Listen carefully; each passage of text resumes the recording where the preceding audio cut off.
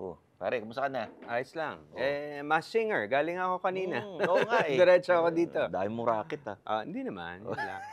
Salamat po sa lahat Ayan. na nanonood ng Mass Singer every Saturday and Sunday.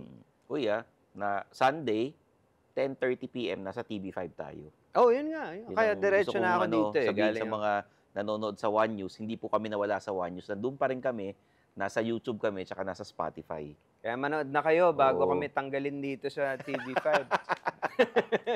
Teka, pare, timo, Uy, mga ganda laruan nito na mga to, maganda.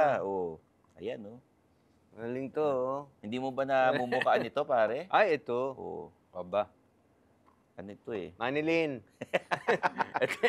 ito yung pelikula ni Manilin. Ito yung lumalabas sa toilet eh. Diba? Oo, yan. Yan yung monster dun. Tsaka, kay ano to eh. Manilin, bigay ko sa ito, ha? Abangan mo. Papadala ko sa ito. Habakan niya sa toilet. Hindi, kay ano to, Humbly or AKA Humbly. Brian Antonio. Ibalik na natin Humbly. kay Humbly to para Ayun. ibebenta niya kasi itong mga to eh. Galing, Salamat galing mo, Galing, galing. Galing O, paano to? Yan. Bigay mo na sa akin to. Oo. Talaga, Ayan. ha? Thank you, ha? Ayan, oo. Ganda, Humbly. Follow nyo siya, Allowed Space Lab. Ayan. Tama. Galing, ha? Salamat, Galing salamat. mo, galing mo. Humbly.ph, di ba? Ayan. Ayun, follow nyo siya. Okay. Kung gusto nyo lang naman. Kung hindi, Oo, wag ayaw, na. di wag. Ito, sa Samahang Kartunista ng Pilipinas, Ito Drawn na. from the Islands. Ano naman Launch to? to eh. Compilation ng mga cartoonist, mga alamat-alamat. Mga alamat ng... Ayan, may ginawa ako dyan, alamat ng Kwago. Meron ka dito? Meron ako dyan. Iba talaga. Ayan. Galing.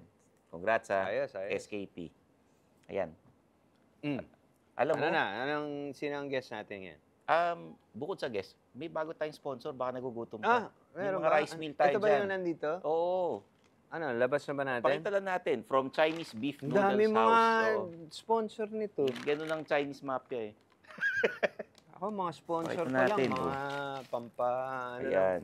Doc. Oo. Ivy Clinic. Yun lang ang mga sponsor ko eh. Hindi lang to para sa Sunny atin. Studios. Nagbabanggit. Pati, pasalamatan na natin, linya-linya, spokes, Linya-linya. ganyan, oo. Ayan, ito, linya-linya Yan, yung shot ko. linya-linya, oo. Ito, yung mga rice World meal natin. Balance. Ay, oo, Oo, World diba? Balance. May Oo. collab sila. bago. Kalimutan mo, hindi ka bibigyan. Ng May collab bago. silang bago. Oo. Ito, Ito, mga parang rice meals from Chinese Beef Noodles House sa third floor ng Green Hills Mall. Yan Sarap. Meron Parang silang sarap 9 branches sa Metro Manila. Ayun. Tabi na tayo para sa guest natin. Oo, magtabi tayo para dyan. Sino ba guest natin yan? Ay, magaling Hulaan to. ko ulit. Magaling to. Maganda. Gusto mo na enjoy initials? ako, enjoy ako pagka Sige. hinuhulaan ko eh. Ang initials niya, VS. Sikat to, sikat to. Siyempre, O, Vilma Santos yan. hindi siya, Grabe, guest natin si Gob. hindi babae, lalaki. Babae. Sikat. Sikat. O, Vic Soto. Mas bata. Vico. Vico Soto. Hindi ganun ka. hindi politiko. Hindi, mas Hindi. seryosong tao to eh. Mas matanda. Val Soto. Hindi rin, hindi si Bal. Oh, May bigote ba? Wala. walang bigote. Bon Serna. Sino yun? Hindi na natin kilala yun eh. Tatay ni Snooki yun. No? Pero Ano to? Bigyan mo, mas naman na clue. songwriter. Okay, yan. Songwriter. Okay. Siya ang nagsusulat ng mga kanta ni Willie Rebillame. Alam ko na. Oh. Lito ka mo. hindi si Lito Camo. Papakilala ko na.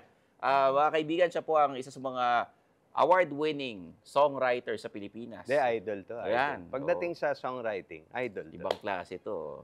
Ito, wala nang iba, kundi si Benny Saturno. Sir Benny. Hello, sir. Welcome to the men's room. Long time, Long time now see. Oo nga. Ito, sir, dito Saan po ba ka kayo. dito? Dito kayo sa gitna. Iyon. Mahihilo ka sa internet. Yeah. Marami nagre-reklamo sa sopa namin. Bakit? Dahil nahihirapan daw yung mga guests. Oo, Lingon ganun. ng lingon. Paling daw ng Oo. paling yung mga Oo. guests. Kasi kami, nanghihingi kami ng mga donasyon ng sopa mula sa mga Ayaw pa. viewers. Wala Wala pa dumarating. nagbibigay eh. Oo, tinatawagan namin lahat ng suppliers ng magagandang sofa. Yan. Alam nyo na. Sir Benny. Yeah. Pare na itatawag ko sa'yo. Wala tayong sir. Kasi Oo. nung noon pa tayo nagkikita, Jano lang at saka Benny tawagan natin. Teka, Okay. ako ba, nagawan mo naman ako ng kanta, no? Meron tayong hit song. Isa lang, di ba? Ako nag-produce yung duet ninyo ni Jaya. Yung Ikaw lamang. Ikaw lang. Ikaw nag-produce. Ako nag-produce naman. Hindi kami ang original nun eh. Oo nga. Oo, siya. Pero may ginawa ka sa akin Parang eh. meron nga eh. Yan. Teka. Ano ba yung ginawa mo sa... Isa lang eh. Isa lang. Merong isa sa album mo. Anyway, sige, isipin ko muna. Mamaya, malalaman natin yun yan. Ito, nag-research po ako tungkol sa inyo. Magaling mag-research. Sabi nila, ayon sa mga research, kayo daw ay dating nagtatrabaho bilang Xerox machine operator. Totoo. Kasi bago ako pumasok sa songwriting, Xerox operator, and then naging meter reader, yung nagbabasa ng metro, and naging collector. Yun. And after so many years working for a Xerox company, sabi ko parang walang kabuluhan ng buhay ko dito, sabi ko. So, meron akong gift yung songwriting, so dinevelop ko and start writing songs. Yeah. Ayan, Xerox, Metro, tapos Collector. Collector. Pag naningil ka, kukuha ng check. Ganun pa rin, doon pa rin napunta eh. Paano yun? Nag-ano ka ng yung mga kanta mo, sinisirox mo, tama, yung mga tama. areglo. Malapit. Tapos Metro, di ba? Metro May sa Metro kanta. yan eh, may Metro. bilang yan eh. Oo. Tas, ang dami mo ng kinita, collector ka. Collector. Ganun din nga, oo. Yung collection mo ng, Hindi. Collection mo ng mga kanta. bigyan mo ako ng, medyo mahirap pero top 3 na paboritong ginawa mo. Be My Lady, Isang Lahi, at saka Sana Kahit Minsan. Ayop. Oo. Yeah. Ayop, titindi. Baka At tatlo lang hindi- yun, dami pa. Hindi kasi nila alam na siya yung the man behind those songs. Ay, may kwento kang, ikaw na magkwento ng Be My Sige. Lady. Yan. Oo. Kukwento ko na. Ayun na. Okay. Sa contest, di ba? Be My Lady is actually, siya panaginip until nakompleto ko siya and merong Metropop. That was 1983. So sabi ko, isasali ko to. And naghanap ako ng sponsor kasi kailangan pag submit mo ng demo, maganda na. So, awa ng Diyos, may nag-provide ng production. And wala ka pang nun. wala ka pa. Nanalo na ako 1982 pero Hindi, ibig sabihin production, wala ka pa. wala kasi madugo ng konti ang pag-record mo properly with the orchestra. Alam mo naman 'yan, di ba? So, naghanap ako ng sponsor and pumayag naman and he recommended yung sponsor, yung artist niya, which in the name of Pedrito Montaire. And yun, so kasama kami sa Metropop, nasabit ko siya, and sa Metropop merong amateur at saka professional division. And then out of 7 finalists, 2 yung pumasok sa akin, yung Akuya Ko, interpreted by Lerma de la Cruz, at saka yung Be My Lady, interpreted by Pedrito Montaire. Awa ng Diyos, hindi nanalo yung Be My Lady. Hindi Diba? na. Ano nanalo? Naalala mo ba? Till I Met You. Yung Till I Met You ni... Pero, Sino yun? Quesada? Odette Quesada. Quesada. Pero yung isa kong kanta, yung Ako'y Ako, naging second prize naman siya. Pero ang sumikat, Yung Be My Be My Lady. Lady. Yun ang Oo. pinakasikat talaga. so hindi si Martin ang kumanta dun sa ano? During the time, merong amateur division, which is yung Pain kasama doon sa amateur, 2 division. And the Pain was... Thoughts I have of yeah. you. Sino ba to? Alvina C, yung songwriter niyan. Sure. And interpreted by Martin Rivera. Narinig ni Chito Ilagan. Kilala mo si Chito Ilagan? Of course, of course. Narinig ni Chito Ilagan tong Be My Lady. Sabi niya, when I want to record Be My Lady for Martin. Sabi ko, bakit hindi? Alam naman natin, idol natin yan. And ayun, nirecord namin. And a short period of time, boom. So, yun ang naging, kumbaga, doon nag-open ang door ng career ni Martin. At the same time, pati si Dennis Saturno kasi naging popular yung song. Yun. Balikan ko lang, bakit? Paano yung, sabi mo, nagsimula siya panaginip? Paano panaginip? Parang nananaginip ako na nakikita ko meron isang babae na parang umiiyak. And ako naman, syempre, ang dating, wag na yan. Kasi biniiyak ka lang yan eh. Bakit hindi mo subukan naman na ako yung baka ako yung knight and shining armor mo na tinatawag. Ganda. So, until finally, gano'n na naging lyrics na ang sabi niya, Be my lady, just forget the past. It's time to mend your broken heart. No one's divide us now, so dry the tears in your eyes. Nothing can stop us now. I'll give you all I have. Yun. Kumbaga, Be my Meron pang Chinsky, lady. Yun na yun. Just, Let the sun, yun ang second part ng chorus. Oh. Let the sun shine through your heart and make a brand new start. Stay with me each night and day through the rest of my life. Just like a work of art. Ganda, no? Yeah, my My love love will lasts last until forever. Kumbaga parang yung kwento ni Sir Benny is abanger siya. Pero mas pinasosyal. English Yun. eh. Medyo, diba? Oo. nakikiurot. Yung baka, baka, iyak ka ng iyak dyan dito, subukan mo. Baka dito, hindi ka umiyak. Oo. Yun. Gaano ka katagal gumawa ng kanta? Yan. Depende ba yan? Depende sa minsan gawa na siya, pero hindi ka pa rin comfortable and happy dun sa outcome ng ginawa mo. Nagawa mo ng one day, pero Kaya mo na one day. pero babalikan mo pa siya. Just ipapalis mo pa rin, tama na ba yung kwento, tama na ba yung lyrics, and then after na magawa mo, so you have to work with a demo arranger. Kasi para medyo, pag-present mo, medyo makinis na yung... Iba na pag kinanta na yun. Oo, properly recorded in a studio. Yun. Yung mga gusto nyong singer na mag-interpret ng kanta nyo ba, nakukuha nyo palagi? O nung una, hindi umuoo, hindi pumapayag yung manager? Ang nangyayari kasi sa akin, after yung sumikat yung Be My Lady, may mga requirement na yung label. Tinatawagan ako, isulat mo nga si ganito, isulat mo nga si ganito. So, madali. And then, once in a while, gumagawa ka ng parang song na gusto mo lang sulatin, ilalagay mo lang sa baul. Ayun. So, ganun ang naging proseso ng career ko. And dun nga, nag-take up yung career ko noong 1983, nung sumikat yung Be My Lady. Yun ang talagang malaking-malaki. Marami ng demand, maraming requirement na ang label. So, tuloy-tuloy ako nagsusulat ng kanta. Walaan ko. Ang mga request ng mga tao, gawa mo kung parang Be My Lady. Ang hirap di ba? Alam mo yan, kasi ang label, ang tendency ng mga label, kasi meron kang isang sikat na kanta, sasabihin, gawa mo ng something like that, something like this. Hindi pwede, di ba? Ganon.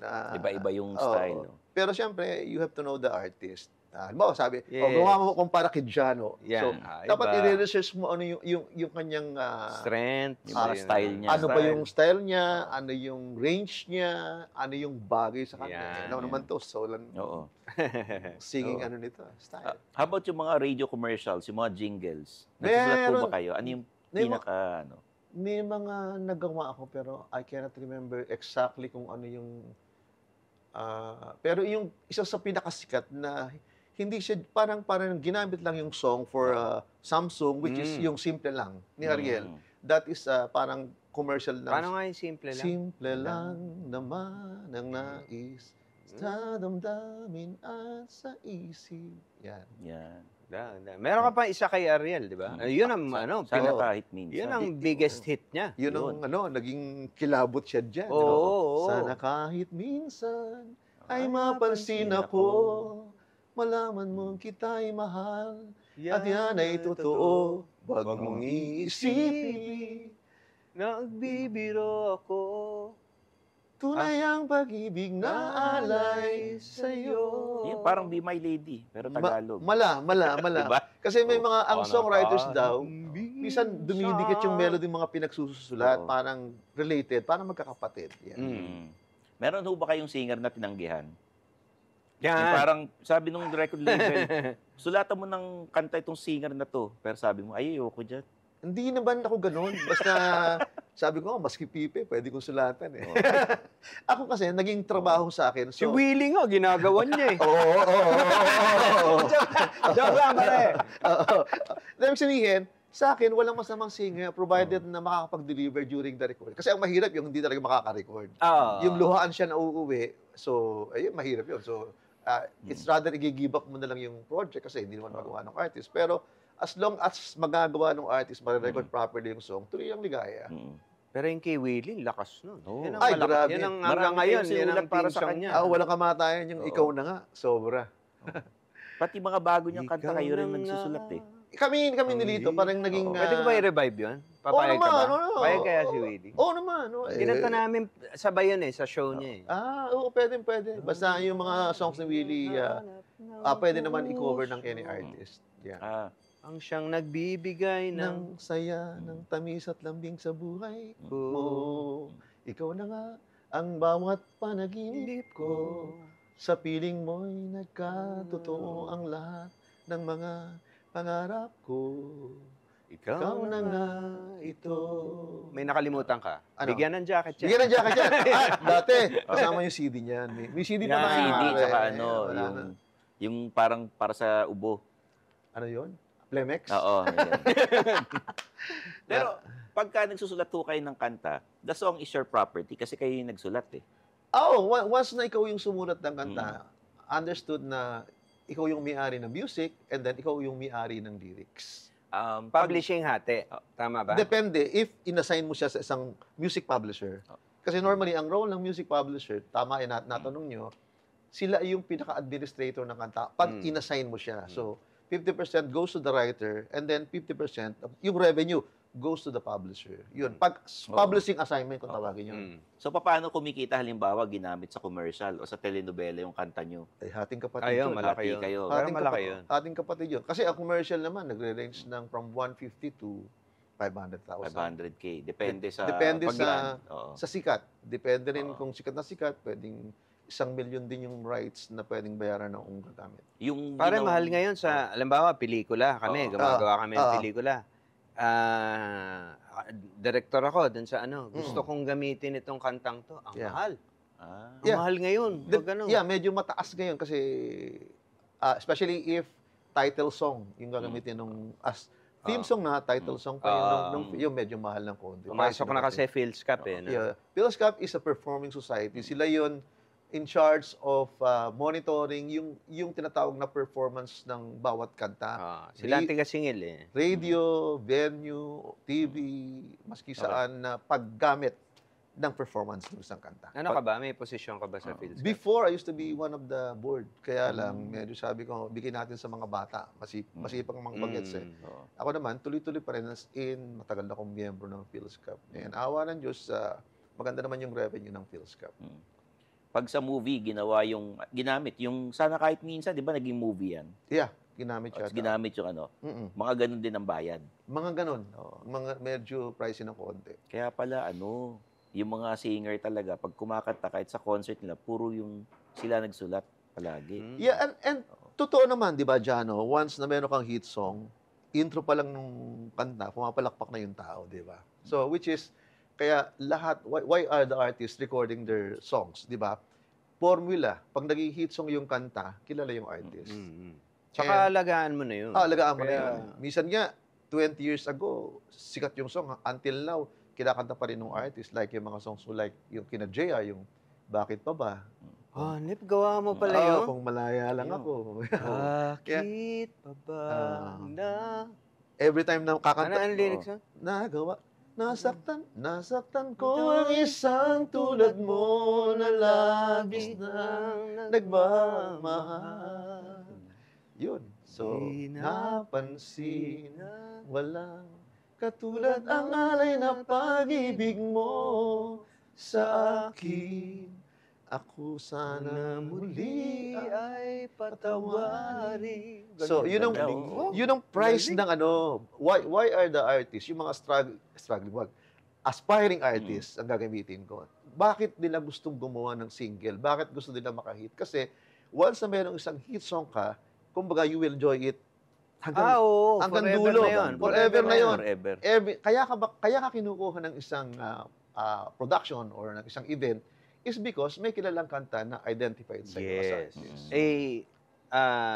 A hit song will immortalize you. Yeah. Forever na. Hanggang mamatay ka na yan. Ano na yun? Forever na yun. Kumbaga, na yun. parang kanta ni Forever's Not Enough, ni Sarah Geronimo. Every time na meron siyang concert. Kama ba yun? Grabe ka naman. Meron pa siyang ginawa pare favorite ng lahat. Ano? Yung kay Ella May Saison. Till My Heart Aches End. Pero yung ang galing nun, no? Si Ella. yung Forever's Not Enough, lyrics ng sister ko, si Doris. And then, Till My Heart Aches End, lyrics naman yun ni Tito Kayamanda. So, nakikipag-collab ako, hindi ako ganun Tito kahusay. Kayamanda. Hindi ako ganun kahusay magsulat ng English. So, I have to work with a very good lyricist. Ngayon, di ba tinatanong mo yung magkano yung pag sa pelikula. Ang malungkot ngayon, yung dati iba ang kinikita ng writer. Pagka, yung outright. Oo. Ngayon, wala na.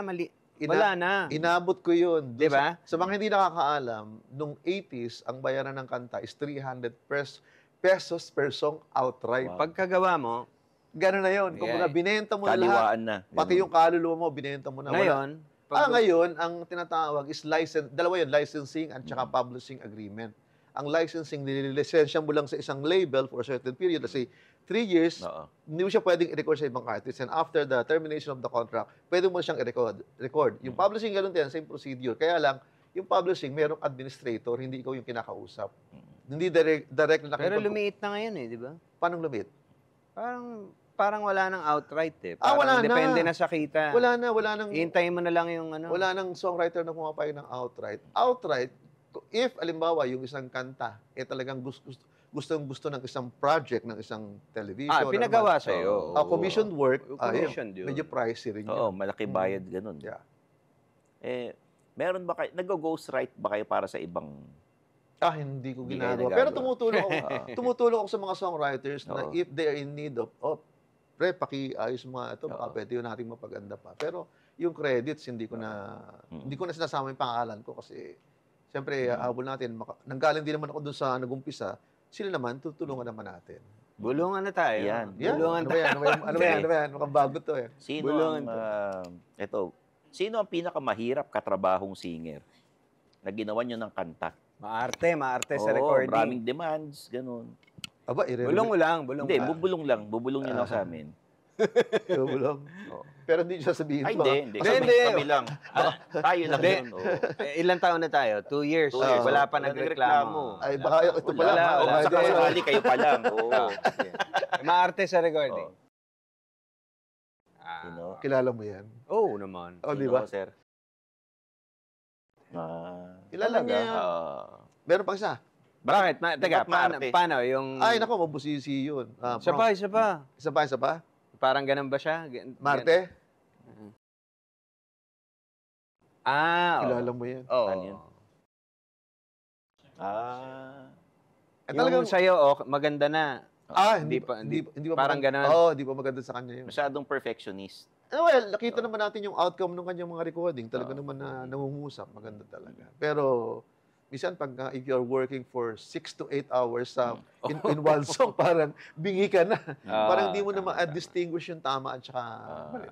Pareho sila, ganun. Pareho sila. Ganon, maybe because of meron silang gustong ma-achieve na quality, na output, na hindi mo naman sila masisisi. So, kanya-kanyang ano yan kung mga gusto. Pero Kasi, pag ikaw ang sumulat, I need to gusto mo ikaw ang nagsusupervise. mag-produce. Oo, ako nagpo-produce. Ayaw mo nung iba magpo-produce. Pwede rin, unless, hindiritan ako, basta nilisensya ko lang yung song mo and then let the others do the supervision. Pwede naman. Pwede naman. Pumapayag ako. May nakatrabaho ba kayong singer na yung mas magaling pa sa inyo? Parang, yung parang, nagsulat kayo ng kanta, sinabi niyo paano kakantahin, pero sasabihin ng singer, hindi, ganito gagawin ko dyan. Dapat yung sinulat natin. No, open May naman mga tayo ganun to, ba? open tayo sa suggest, kumbaga, sa tingin ng pakiramdam ng artist na ikakaganda. Hindi natin, kasi hindi kayo makakatapos. So, ako naman, kung sa tingin natin, makakatulong, pasubukan natin. Kung naging maganda yung outcome, di tuloy natin. Pag hindi, di barilin natin. Eto. Ano to? Gulong mo sa kanya. Sino ang composer na sumikat o sikat na hindi ka nagagalingan? Naku, hirap to. Hindi, bubulong nyo lang. Baka kanta na sumikat na. Oo. Hindi ka hindi naman maganda eh. Paano sumikat? Parang ayokong ibulong kasi parang mortal sin sa akin kasi of sige, course, ayokong okay. ako magkomento sa isang songwriter na katulad ko kasi syempre, i-respeto natin sila. Okay. Sige. Sige. Ano na lang, serious question. Hindi na bulong to. Okay. Bigyan mo ako ng mga 3 kanta na you wish you wrote. Yan. Ayan. Bigyan kitang akin, isa. Oh. Sana ako ang sumulat nung sa South Border. Yung sa Mulawin. Ikaw nga. Ikaw nga, yan. I wish I wrote that. Yeah. Ikaw. Ako Bigyan mo naman, mga 3. sana akong sumulat ng kanta ni Wency Cornejo na ilang ulit mo na tinatanong sa... Sobrang ganda. The way it was written, ang galing ng songwriter, melody content, and yung lyrics na pagkakakwento. Kasi I think the song was written for the wife Oo. of the songwriter. Mm. Sino ba to? Sino ang songwriter? Hindi ko maalala yung songwriter niyan eh. Alam ko yung si Wency Corneo, kilala ko siya. Diba? Ang ganda ng kanyang, well, of course, syempre, another song is, sana ako yung nakasulat ng Ngayon at Kailan. Wow. Alam mo naman, George Canseco is, songwriter's favorite yan. As in, idol yan. And masasabi ko na one of the greatest Filipino songwriters. George Canseco. Yan. Ba? Ikaw, Si pare. George ba yung pag yung nakatalikod? Pag pinapakanta niya yan, siya ba yun? Ayaw niyang nakaharap siya dun sa... Sa supervision. Hindi ko lang... Anyway. Sigurado. Anyway. Sa mga sa mga songs na sumisikat ngayon, napapansin nyo ba kung yung singer gumamit ng auto-tune? Hindi, pati naman ako gumagamit ng auto-tune. Kasi we have to embrace the modern technology. Huwag tayong, kumbaga, if matututunan natin, old school ako, pero kung matututunan ko yung bagong technology na hindi mas magiging madali ang proseso ng pag-record, why not?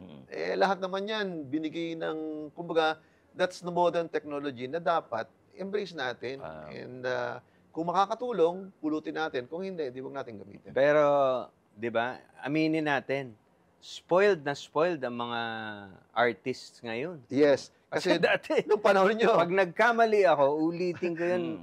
At saka hindi ka uuwi nang hindi halos almost perfect yung recording mo.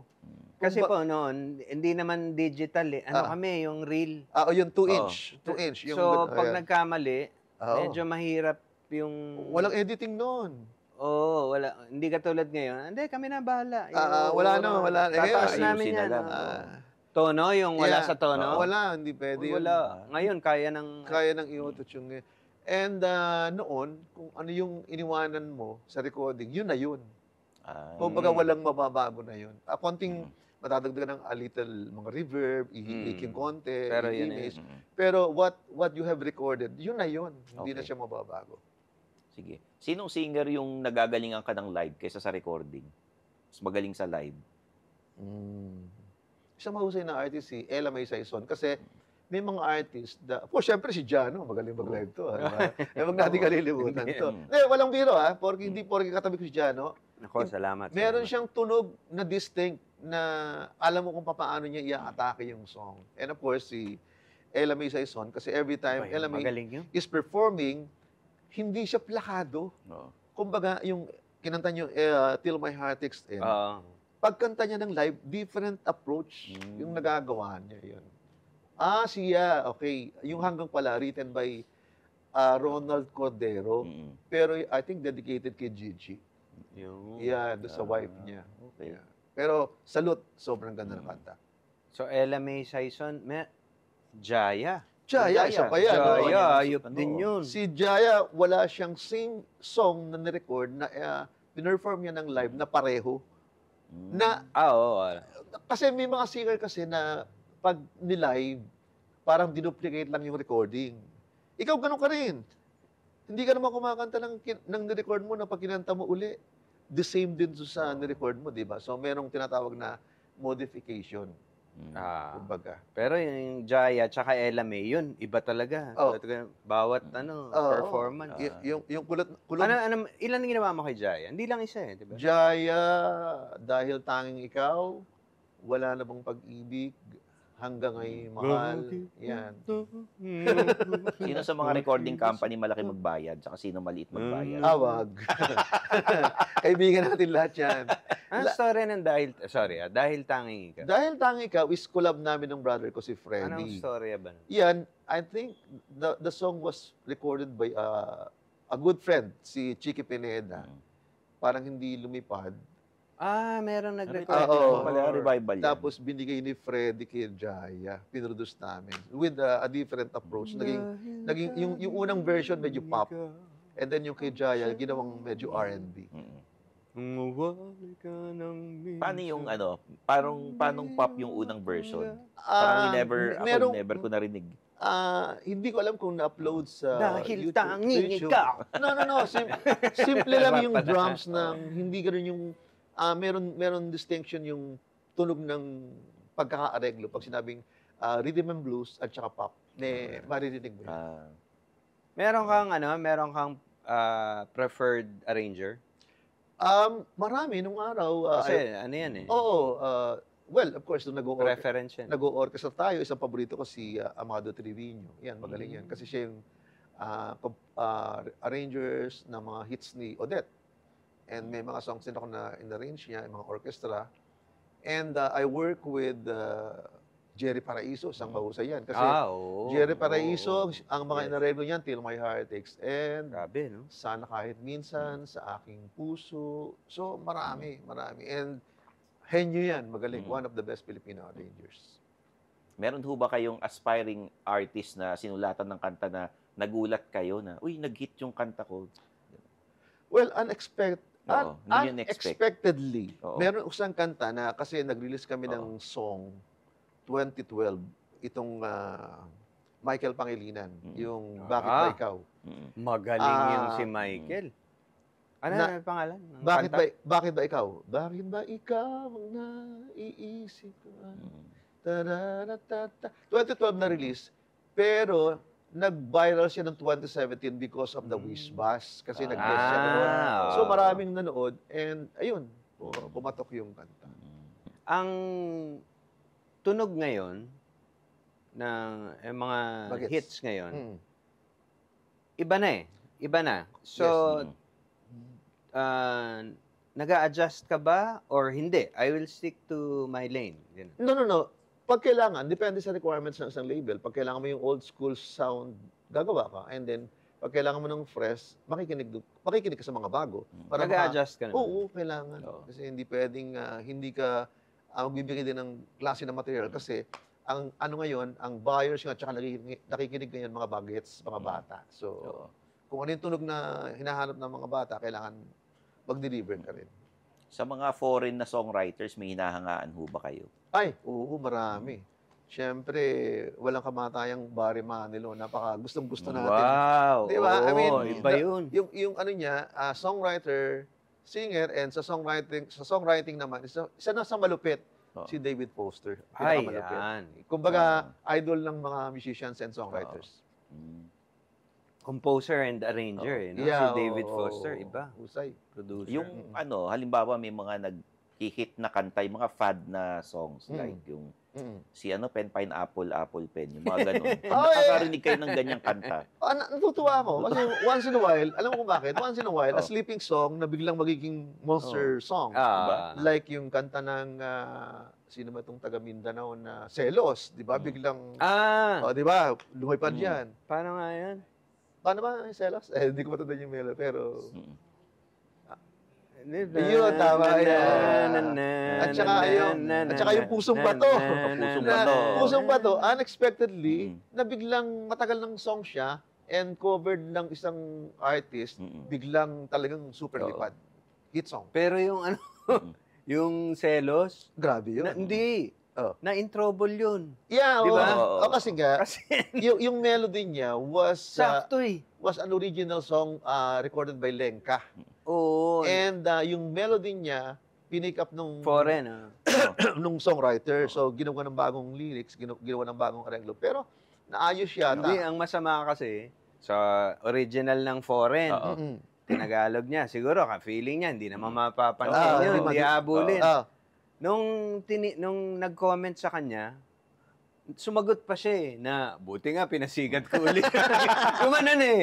Kaya hinahabol siya. Bigla nag-sorry yata. I think nagkaroon ng ng arrangement na lang siguro sa revenue. Nagbayad yun. Sigurado yan. Yung kanta niyong Sana Kahit Minsan, ginamit ng foreign na soundtrack. Actually, no. Nung 90s. Sana Kahit Minsan, nung 90s, ginamit yan. Yung version ni Ariel, dinemo sa Hong Kong. Yan, sa Jackie Chung. Yes. And ginawa siyang Cantonese version at naging monster hit sa Hong Kong yan. Wow. Marami akong songs na na-record sa Hong Kong like, Ika'y Mahal Pa Rin Kita. So, yung mga hits ko dito, kinover ng mga Hong Kong artists. Yung Ika'y Mahal Pa Rin, Cantonese, malaking-malaki yun eh. Nung pagka ganun mas malaki bayad. Depende sa Oo. territory kung paano yung kanilang proseso ng pagbabayad sa songwriter. So Oo. iba-iba. Depende sa territory na nagbabayad ng advance or ng paggamit ng isang kanta. Kasi narinig ko yun sa isang movie ni Jackie Chung. Oo, nilagay. Ginamit soundtrack, Kasama parang yan. ano. Nanonood ka ng movie ni Jackie Chung? Oo. Hindi, pero totoo yun. Intik ako eh. Hindi, pero totoo yun. Yung sana kahit minsan. Ako, Jackie Chan ang pinapanood. Jackie Chung? Actually, si Jackie Chung ang Michael Jackson ng Hong Kong. Oo. Yan. Siya yung isa sa pinakasikat Hindi, sikat nga. na artist. Sumigat din dito, di ba? Oo, Oo. nag-duet sila ni Regine. Regine, oo. Yun. Jessa. Gumawa ka rin. Jessa, Oo. di ba? Parang Yung- di oh, ko yun. toko. Di ba? Pag sa Diba? buhay At yun ang ko. pinaka-hit niya. Yun ang... Yeah, at saka maganda ang story ni Jessa. Before Jessa, actress siya, signed under Viva. And nagpunta sa studio, andun ako sa Greenhill Studio. Sabi niya, Tito, gusto kong kumanta. Pwede ba ako mag-audition sa'yo? Eh, wala naman kami hindi ginagawa. pa siya... Break kami. So, sabi niya, sige nga, kanta ka. Madinig ko, distinct yung boses niya. Talagang, malaki, may di ba? tunog siya na pag nadinig mo, Jessa to. So, sabi ko, sige, toko. Yeah. Ang ginawa ko, gumawa ko ng mga demo songs for Jessa. Nirecord ko na as in, siguro mga 2-3. And then I presented kay Orly Ilacad. Okay. Kay Na- boss. Of Kay the boss. Arts. Oo. Nagustuhan sa niya. Sige, Benny, tuloy mo na yan.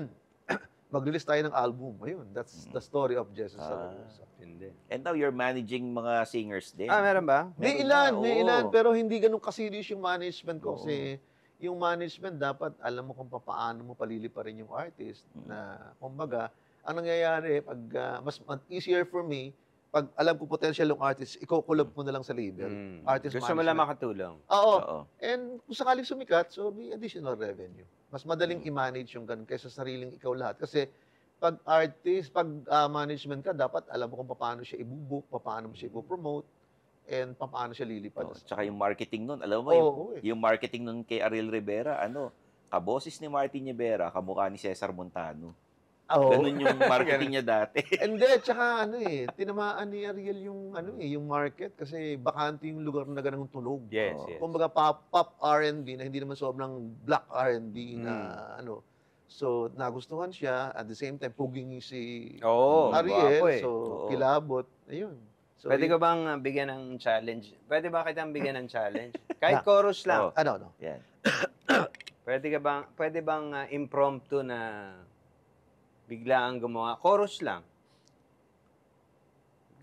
Magko-compose ka. Ang bawa, itong t-shirt ko. Oo. Oo. May puso para sa pusa. Yan. Pwede May bang chorus lang? Tono lang? Kasi mahilig kami sa Pussycats dito eh. May puso para sa pusa. Para mahirap. Tono lang. Ano ba? Novelty ba yan? O Pwede. Hindi, love song. Love song, oo. Yun lang, yun line lang. Chorus na, kumbaga chorus. Kumbaga, ito yung chorus. May puso para sa pusa. Ganda. May puso para sa pusa. May puso sa pusa. May puso para sa pusa. Di ba? Yan ang Ang galing. Yan ang composer, biglaan. Oo. Natapos ng may puso para sa pusa. Meron ba kayo nasulat na novelty? Novelty. Puro love song kasi. Halos love song. May nasulat pero hindi kilala. Ah. Chuba Chucho yan. Oo, Chuba kilala yun, Chucho, Chuba Chucho. Ikaw nagsulat Ikaw mo? sumulat Galing, nun. Oo, yan. Parang collab ko yung sa lyrics si Enrico Santos ng ABS. Ah. For Jolina, no? For Jolina yan. Chuba, chuba. Paano kaya pag gagawing love song yung Chuba Chuchu? Nako. Novelty eh. Okay. Okay. Ngayon, oras na para pag-usapan natin ang love life mo. Nako, yan ang Kaya lang, oo. wala na tayong oras Oo. eh. buti na lang. Hindi na umabot eh. Sayang. Alam mo, kaibigan nga kita. Kung Kayo ano, mo dyan.